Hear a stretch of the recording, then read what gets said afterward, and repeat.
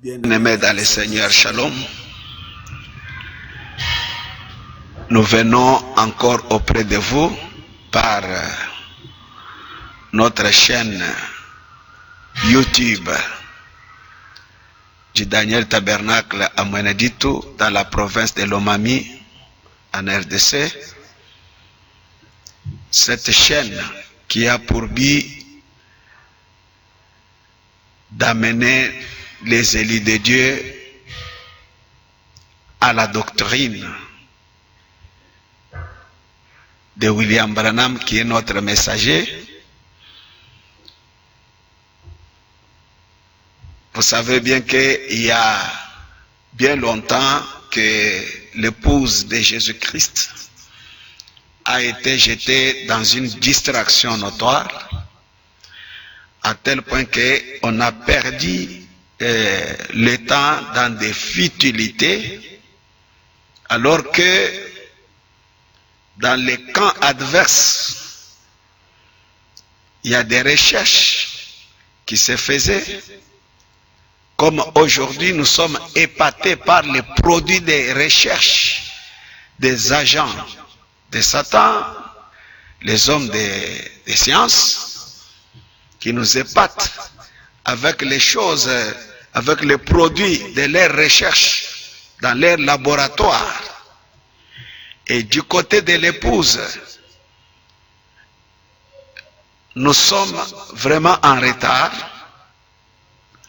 Et chaque fois, quand l'épouse essaie quand même de se relever, il y a toujours une distraction suscitée par les diables pour jeter encore l'épouse de Christ dans des polémiques.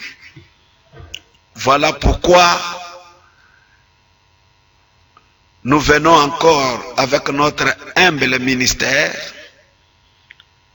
pour essayer de faire quelque chose dans le but de soigner ce corps de Christ qui est malade.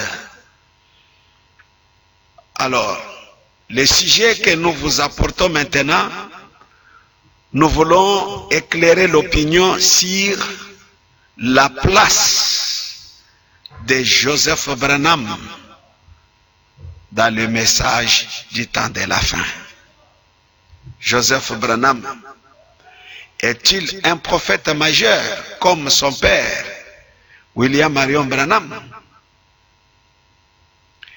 Joseph Branham est-il Éphésiens 4 comme tous les autres Éphésiens?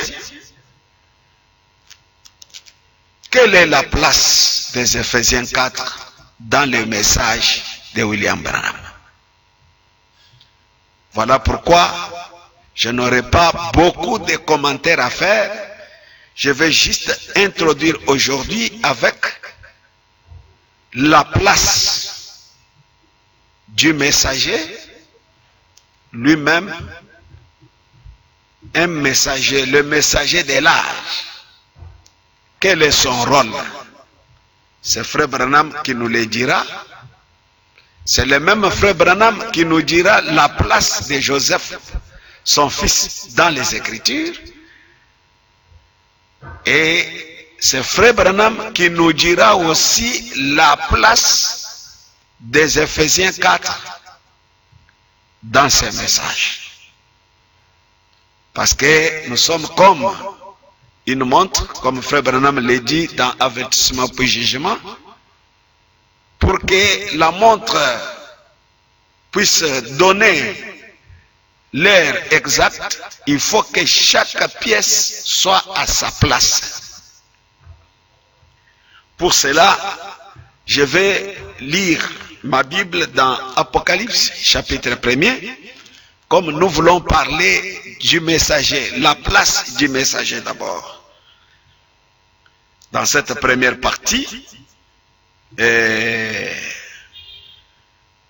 Apocalypse chapitre 1er, verset 16.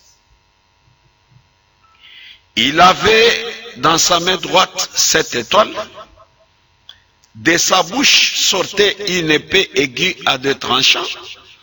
Et son visage était comme le soleil lorsqu'il brille dans sa force. verset 20, le mystère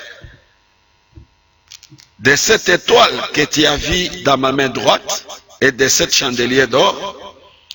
Les 7 étoiles sont les anges de cette église et les 7 chandeliers sont les 7 églises. Dieu notre Père, merci, alors que tu as mis ce poids sur notre cœur, d'essayer de faire quelque chose pour aider l'épouse de Christ à sortir de cette distraction. Viens nous conduire, ferme notre bouche à tout ce qui n'est pas ta parole, mais que seule ta parole puisse édifier ton épouse dans le monde entier, qui nous suivra par cette chaîne, au nom de Jésus-Christ. Amen. Mes bien-aimés, la lettre écrite à un âge donné, si vous lisez dans Apocalypse chapitre 2, la lettre est adressée à l'ange, l'ange qui est le messager de l'âge. C'est lui qui reçoit la lettre qui lui est adressée par Christ, qui est le chef de son église. Frère Branham, dans la prédication, la révélation de Jésus-Christ, prêché le 4 décembre 1960, matin, au paragraphe 72, il dit ceci. Parce que mon but n'est pas de parler sur les 7 âges de l'église, mais je voulais vous montrer d'abord avec le prophète la place du messager dans un âge donné. Je lis le prophète. Les lettres aux 7 âges de l'église ont été écrites prophétiquement pour les âges futurs. Dans ses écrits, Paul a écrit la vie et la gloire de cette église qui ont existé en son temps. Jean, lui, dans ses écrits, a décrit la vie et la gloire de cette église à venir.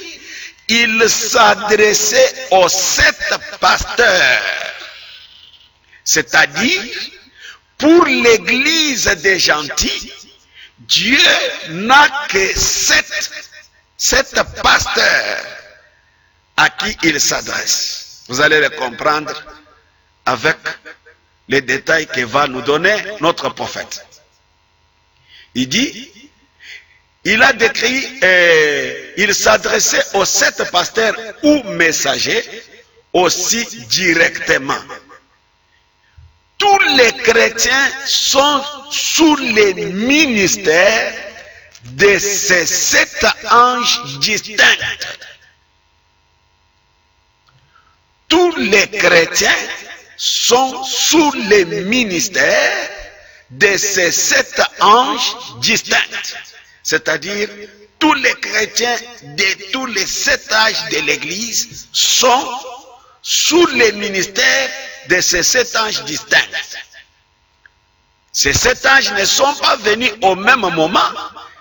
Chaque messager est venu en son temps, avec la lettre qui lui était adressée, avec la parole qui était réservée pour son époque. C'est ce qu'il dit encore dans les comptes à rebours du 9 septembre 62, paragraphe 108. Je ne vais pas faire des commentaires comme si je prêchais, mais c'est une émission. Si vous remarquez, dans nos leçons précédentes sur les églises, il tenait dans sa main 7 étoiles. Et nous avons vu que c'était 7 ministres de 7 âges de l'église. Chacun d'eux a été identifié de façon parfaite. Alors que Dieu faisait son compte à rebours, Depuis le moment de son départ jusqu'au moment de son retour, il rassemble un peuple à cause de son nom. Vous savez bien qu'il était venu pour Israël, Israël l'a crucifié, Israël l'a refusé. C'est ainsi qu'il s'est tourné chez les gentils pour se chercher un peuple qui peut porter son nom. Et il l'a fait dans cette époque différente. Il dit, chacun d'eux a été identifié de façon parfaite, alors que Dieu faisait son compte à rebours. Depuis le moment de son départ jusqu'au moment de son retour, il rassemble un peuple à cause de son nom. Cela a commencé au jour de la Pentecôte. La première église, l'église d'Éphèse, l'étoile et les messagers de cette église-là, nous croyons que c'est Saint Paul, la première étoile, le messager du premier âge de l'église. Il est venu et le premier nombre du comptage a été fait. Parce que quand les messagers arrivent, c'est un recensement. Ce n'est pas une action pour une certaine contrée seulement. Quand Dieu envoie son messager, c'est pour son église qui est universelle. L'action de Dieu n'est pas seulement pour ceux qui sont aux États-Unis. L'action de Dieu n'est pas seulement pour ceux qui sont en Afrique. Quand Dieu fait son action en envoyant son messager, cette action est universelle pour rassembler tous les élus pour lesquels Christ était mort à la croix, qui ont leur nom écrit dans les livres de vie de l'agneau. Et quand le message arrive, c'est pour rassembler ces élus-là. Donc c'est ça que le prophète est en train de dire ici. Il dit, c'était le premier comptage avec Paul. Le deuxième âge de l'église, c'est-à-dire Smyrne, c'était Irénée, le grand saint de Dieu qui a conduit cet âge de l'église-là à la fin.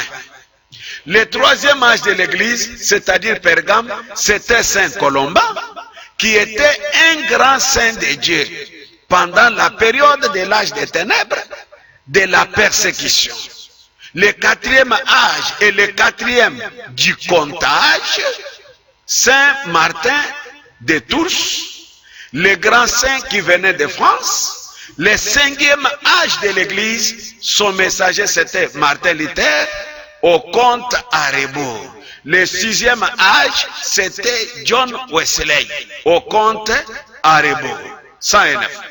Maintenant, nous sommes au septième âge, l'âge de l'église de Laodicée. Et nous attendons ce grand messager, Élie, qui doit paraître une deuxième fois au compte à rebours.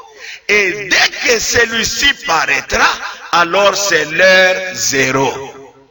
Et l'église part à la maison, s'en va dans l'espace, dans les cieux, au-delà de la ligne, des étoiles et de tout le reste à la rencontre de Jésus. C'est-à-dire, ces derniers que nous avons récits, parce que tout le monde est d'accord avec moi, c'est ce prophète Élie qui est venu, qui est la dernière étoile, le dernier messager, c'est William Marion Branham. Dans l'exposé des âges, page 243, parce que nous sommes en train de chercher à savoir la place du messager dans un âge donné. Le prophète dit ceci. Nous voyons donc que Jésus-Christ se révèle tout au long des âges par son esprit dans les messagers. Ceux-ci sont comme Moïse était pour les enfants d'Israël. Comme il avait reçu la révélation pour son temps, De même, chaque messager a reçu la révélation et les ministères pour son propre temps. Donc, c'est ce qui fait de lui l'absolu de l'âge. Quand Frère Branham, notre messager, dit quelque chose, ça doit être l'absolu. Et il nous a demandé de rien ajouter, ni rien retrancher.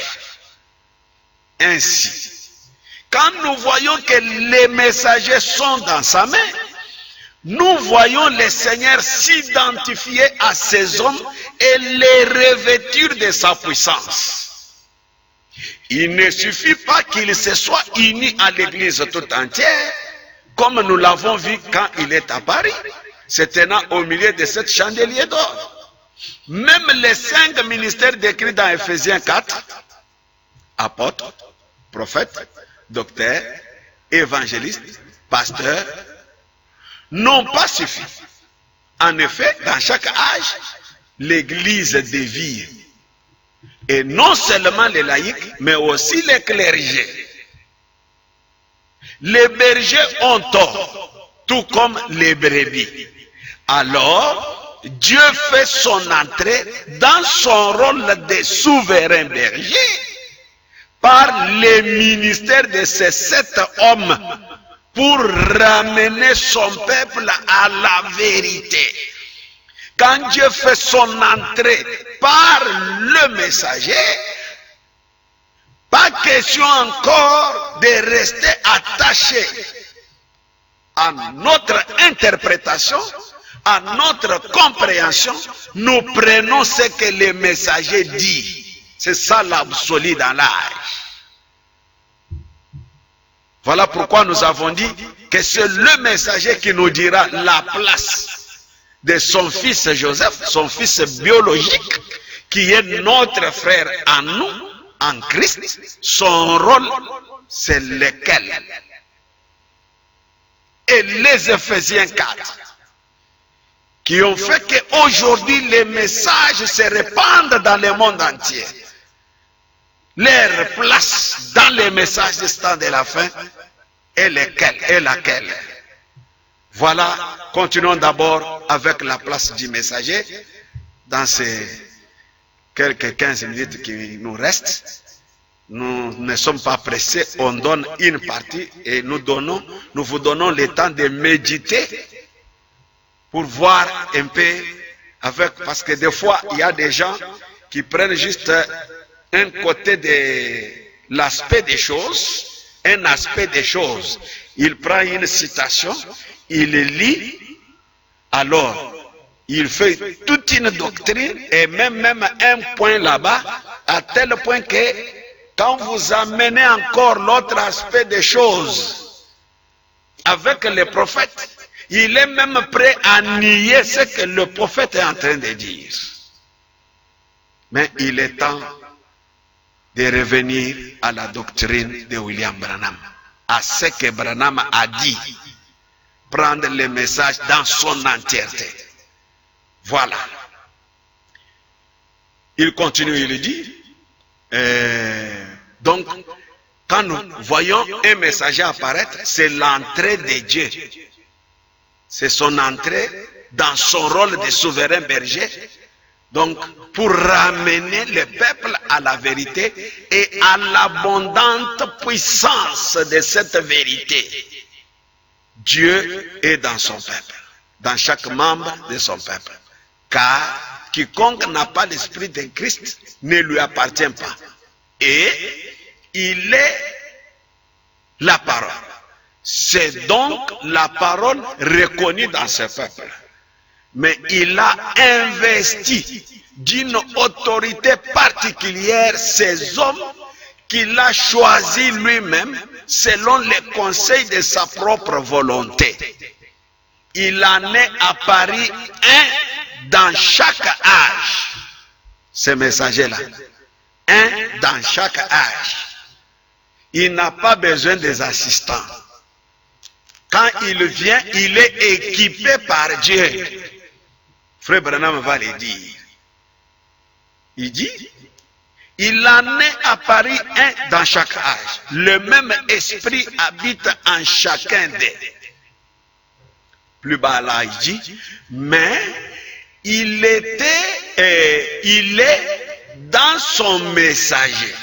Le Dieu que vous croyez que nous servons, quand il fait son entrée en tant que souverain sacrificateur, souverain berger, il entre dans son messager.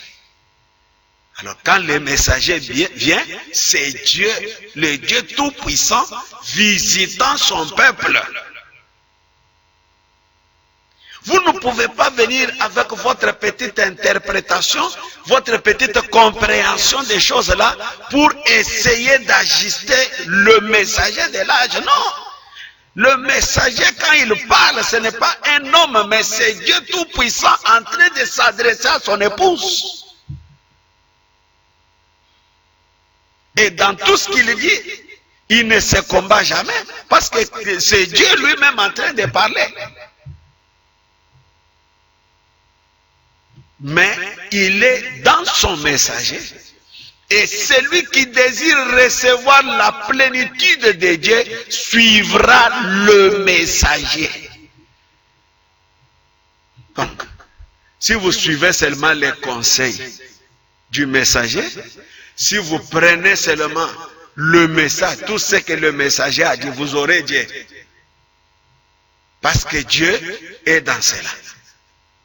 Voyez? Mais il est dans son messager et celui qui désire recevoir la plénitude de Dieu suivra le messager. Comme le messager suit le Seigneur dans sa parole. Donc, il a un seul messager pour chaque âge. Dans la sémence de discours, prêché le 18 janvier 65, paragraphe 25, dit « Or, nous avons vécu l'âge de Luther, l'âge de Wesley, c'est-à-dire l'âge méthodiste, tous les âges se sont succédés et l'âge pentecôtiste. Et chaque âge reçoit une portion de la parole. » Je prends l'enlèvement, prêché le 4 décembre 65, paragraphe 47 à 48. Dieu a distribué sa parole dans chaque âge. Et chacun de ces âges doit manifester cela. Il a aussi ordonné d'avance des hommes pour accomplir cette parole dans les âges. Chaque fois qu'il a distribué sa parole, il a destiné un homme pour cela, pas deux hommes, pas trois hommes, un homme pour cela. Et cet homme-là est équipé de manière à réussir sa mission. Il ne peut pas échouer. Parce qu'après tout, c'est l'auteur de la parole lui-même qui entre en lui pour s'adresser à son épouse. Donc vous comprenez? Donc il dit, il a aussi ordonné des hommes pour accomplir cette parole dans les âges. Chaque fois qu'il a distribué sa parole, il a destiné un homme pour cela. Du temps de Moïse, il a destiné Moïse. Lorsqu'il décida du moment où le Fils de Dieu devait naître, il le destina à cela. Pour chaque âge, il a destiné et ordonné d'avance ces hommes. Hein? Comme le dit la Bible. Si Dieu est infini, hein, tout puissant, omnipotent, omniprésent, omniscient, il savait toutes choses depuis le commencement. 48. Si vous regardez dans sa parole et si vous voyez ce qu'il fait, alors vous comprendrez. Je prends les événements rendus clairs par la prophétie du 1er août 1965, paragraphe 65. Dieu fait son propre choix par prédestination. Il a choisi les prophètes pour chaque âge. Et remarquez cela.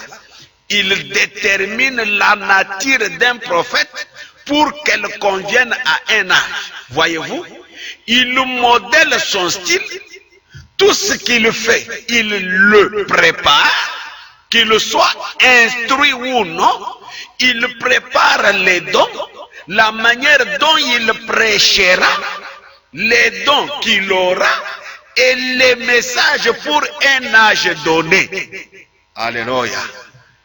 Dieu a prédestiné une chose précise pour qu'elle arrive et il n'y a rien d'autre qui puisse prendre sa place, rien d'autre.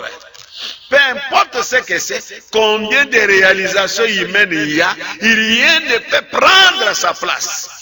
Il a prédestiné l'homme, peut-être un ignorant, il l'aurait peut-être prédestiné à être un autre genre d'homme.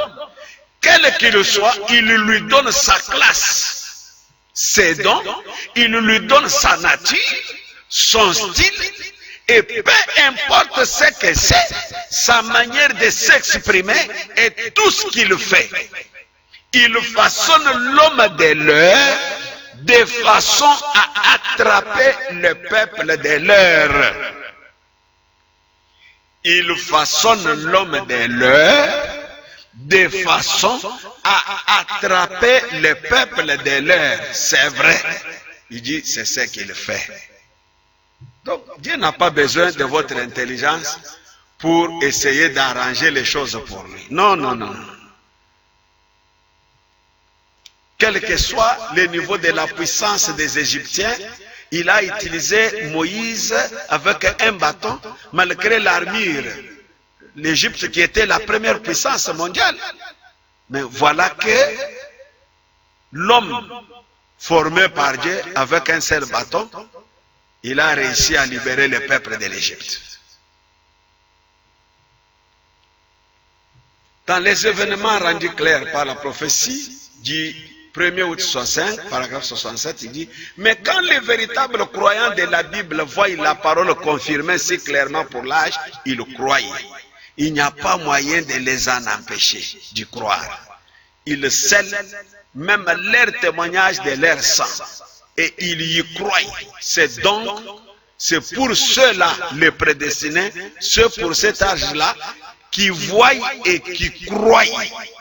Donc, le messager est destiné uniquement aux élus prédestinés à croire pour aller au ciel. D'en rendre un service à Dieu en dehors de sa volonté. Prêché le 18 juillet 65, paragraphe 42 à 44, il dit ceci. Il révèle donc sa parole seulement en sa saison. Martin Luther lut la même Bible que nous. Wesley lut la même Bible que Martin Luther. Les pentecôtistes lisent la même Bible que nous. Jésus lisait la même Bible que les pharisiens. Mais ils avaient... En essayant de garder les grains tels quels, alors qu'il était en train de mûrir, ils n'ont pas vu leur erreur. Malgré qu'ils lisaient la même Bible. David a fait ici la même chose. Dieu révèle cette parole dans la saison et à la personne qui le choisit. Dieu choisit à qui il veut la révéler. Et il a choisi cela avant la fondation du monde. Toutes ces actions étaient connues d'avance par lui et cachées aux hommes. Il les révèle comme il l'entend. C'est la saison choisie par lui et la personne de son choix. Il n'a jamais choisi un groupe ou une secte. Il choisit une personne. C'est ainsi qu'il le fait. Et nous devons tous reconnaître cette place, la place de cet homme-là que Dieu choisit pour votre âge. Donc, il n'est pas comparable. C'est cet homme-là, cette personne-là. Qui osera le reprendre et lui dire, Seigneur, tu as fait une faute en mettant cet homme dans le ministère. Cet homme ne croit pas comme nous. Qui dira à Dieu qu'il a eu tort de faire cela? Il faudrait que ce soit quelqu'un qui soit un peu plus délinquant comme moi pour le lui dire. Hein? Il sait ce qu'il fait. Il sait qu'il choisit. Et il sait qui choisir et qui laisser. Que faire et quand le faire. Peu importe que nous pensions qu'une certaine personne est qualifiée pour faire un certain travail, Dieu sait qui est qualifié pour l'état et la saison concernée. ou le temps et le moment juste pour les faire. Mes bien-aimés dans le Seigneur, notre temps est terminé. Vous comprenez que le messager est unique. Il n'y en a pas deux. Il n'y a qu'un seul messager. Et c'est ce messager qui nous apporte la volonté de Dieu pour notre temps. C'est ce messager qui amène la révélation pour notre âge. C'est ce messager qui reçoit ainsi dit le Seigneur, qui doit préparer l'épouse de Jésus-Christ. Comme à notre messager, l'ange lui a dit, tout comme Jean-Baptiste a été envoyé pour préparer ma première venue. Toi, William Branham, tu auras un message qui va préparer ma seconde venue. Vous comprenez que ce n'est pas un message avec lequel jouer. C'est un message qui a une mission bien précise. Et retenez que quand Dieu fait une action à lui, c'est une action universelle. Cette action-là ne dépend pas des hommes, ne dépend pas de qui que ce soit. Parce qu'aujourd'hui, vous pouvez monter un système, par exemple, vous êtes aux États-Unis, vous comprenez qu'aujourd'hui, à 7 heures précises, tout le monde,